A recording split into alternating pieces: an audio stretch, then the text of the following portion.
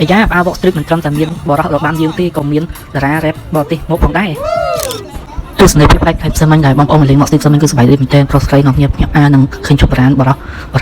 បានយើងនៃគាត់បង្ហាញម៉ូដនៅកណ្ដាលមក strip ធ្វើឲ្យមនុស្សច្រើននាំគ្នាថតលេងគឺសប្បាយរីកមែនទែនតែឃើញទស្សនវិជ្ជាមួយអ្នកខ្លះក៏ដែរមកលេងនៅនឹងគាត់មិនអាចឃើញទស្សនវិជ្ជាអញ្ចឹងរាល់ថ្ងៃតែពេលគាត់ឃើញគាត់មានអារម្មណ៍ប្លែកហើយសប្បាយរីកមែនទែននិយាយទៅយុគនេះគឺសម័យមែនតើមានទស្សនវិជ្ជាផ្លែកៗមានបុរាណផងមានសម័យផងមានទៅសម័យបុរាណទៅមានការរ៉េបសម័យទំនើបទៅគឺសម័យមែនតើគឺនិយាយទៅគឺអ៊ូអស្ទិបយើងដឹងបងប្អូនមកលេងសម័យគាត់ប្រកាសជាសប្បាយរីករាយមានការរាំច្រៀងផង K-pop ផង rap ផងនេះតារាល្បីៗហើយមានបុរាណផងគឺចម្រុះចឹងទៅធ្វើយើងមានអារម្មណ៍ថាដូចរស់ក្នុងសម័យមួយពីរក្នុងពេលតែមួយចឹងគឺសប្បាយមែនតើថ្ងៃនេះចុងសប្តាហ៍បងប្អូនមានដំណើរមកលេងក៏មិនដល់ហួសពេលពួកឥឡូវក៏នៅអាចមកលេងបានបងប្អូនចង់ឃើញទស្សនវិជ្ជាផ្លែកៗដូចខ្ញុំបង្ហាញទៅខាងលើនេះសូមមកលេងមកទីឥឡូវនេះបានក៏មិនដល់ហួសពេលជួនកាលអាចជាមានអ្វីផ្លែកៗជាងនេះក៏ថាបានបើបងប្អូនមកលេងហើយមិនឃើញអ្វីខ្ញុំរៀបរាប់ផុសដូចវីដេអូខាងលើទេសូមកុំជិះថាផុសសូមអរគុណ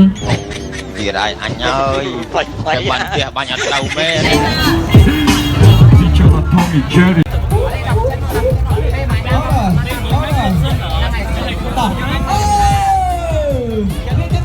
តាអ្នកពិតជាពិបាករកដៃគូមែនទេនេះណែតែននៅ Wall Street